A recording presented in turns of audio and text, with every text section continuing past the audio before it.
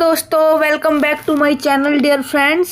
तो जैसा कि आपको पता है, अभी आपकी पहली क्लास में 12 क्वेश्चन हो चुके थे आपके।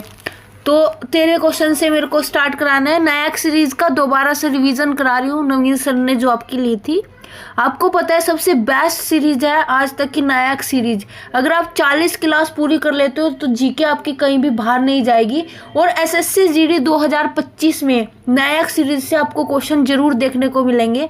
तो पहले तो मैं पूरी नहीं करा पाई थी, इस बार मैं आपको 40 के 40 सीरीज दोबारा से रिवीजन करा रही हूँ। आप दोगुनी स्पीड में भी देख सकते हो। तो आइए चलते हैं अभी क्लास की ओर। अभी फर्स्ट क्लास मेरी हो चुकी है, जिसमें आपके 12 क्वेश्चन कंप्लीट हो चुके हैं। आज जितने भी होंगे मैक्सिमम मैं उतने करा पाऊंगी। आइए चलते हैं आपकी क्लास की ओर। संविधान सभा की प्रांतीय संविधान समिति का अध्यक्ष कौन था? तो इसका आंसर आएगा आपका सरदार पटेल। ठीक है। और जो प्रारूप समिति के अध्यक्ष थे वो थे डॉक्टर BR अम्बेडकर। और जो आपके पंडित जवाहरलाल नेहरू थे वो थे आपके संघ शक्ति समिति के और संघ संविधान समिति के। ठीक है। डॉक्टर राजेंद्र प्रसाद थे आपके संचालन समिति के। और जो सरदार पटेल थे वो अन्य एक मौलिक अधिकार समिति के थे, वह सलाहकार समिति के। ठीक है। अगर आपका मौलिक अधिकार उप समिति आता है कि मौलिक अधिकार उप समिति के अध्यक्ष कौन थे, तो वो थे आपके JB कृपलानी। और अल्पसंख्यक उप समिति के अध्यक्ष थे आपके HC मुखर्जी। आइए चलते आपका नेक्स्ट क्वेश्चन। ये आएगा आपका भारतीय संविधान को संविधान सभा द्वारा अंगीकृत किया गया या पारित कब किया गया? तो ये किया गया था आपका 26 नवंबर 1949 को। ठीक है। और जो संविधान के निर्माण में समय लगा था 2 वर्ष 11 माह 18 दिन। और जो इसमें कुल बैठक हुई थी 165 बैठक हुई थी। आइए चलते आपका नेक्स्ट क्वेश्चन। भारतीय संविधान सभा में कुल कितनी महिला सदस्य थी? सबके नाम याद रखने की जरूरत नहीं है। जो आपका इसमें कुल सदस्य थी, महिला सदस्य थी, वो थी आपके 15। जो मेन है, जैसे विजय लक्ष्मी पंडित, राजकुमारी अमृत कौर। ठीक है। ये पहले स्वास्थ्य मंत्री थी। सुचेता कृपलानी पहली महिला चीफ मिनिस्टर थी ये यूपी में। ठीक है। सरोजनी नायडू, इनका निधन हो चुका था। वह लीला राय। देखो सारा याद करने की जरूरत नहीं है, ये रही, देख लेना। भारत में प्रागैतिहासिक आज थोड़ा गले में भी पेन है, बट यही है कि क्लास बनानी ही है। मानव का प्राचीनतम जीवाश्म निम्नलिखित में से किस स्थान से मिला है? तो ये मिला आपका हथनोरा से। हथनोरा आपका है मध्य प्रदेश में। और जो भीमबेटका है ये भी मध्य प्रदेश में है। और दमदमा आपका उत्तर प्रदेश में है। ठीक है। आइए चलते आपका नेक्स्ट क्वेश्चन। निम्नलिखित में से किस भारतीय पुरातत्ववेत्ता ने पहली बार भीमबेटका गुफा को देखा और उसके शैलचित्रों के प्रागैतिहासिक महत्व को खोजा? तो ये था आपका VS वाणकर। ठीक है। और जो भीमबेटका को है ना UNESCO में शामिल किया गया था 2003 में। जो इस पे चित्र है ना वो महाभारत से आधारित है, भीम से आधारित है। ठीक है। और इसे खोजा गया था 1957 में। भारत में व्यवस्थित कृषि का प्राचीनतम परिणाम कहाँ से प्राप्त होता है?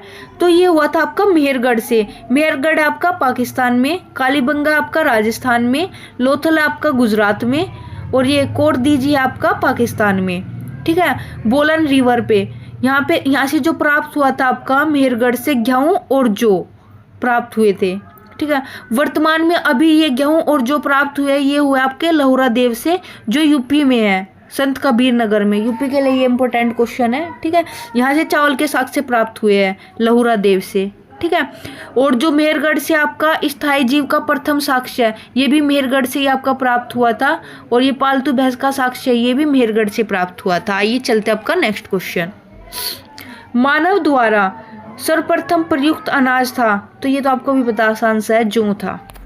नवदा टोली किस राज्य में अवस्थित है? तो ये आपका मध्य प्रदेश में। ठीक है। लोथल आपका गुजरात में, रोपड़ आपका पंजाब में, धोलावीरा आपका गुजरात में, रंगपुर आपका गुजरात में, बनावली हरियाणा में। ठीक है।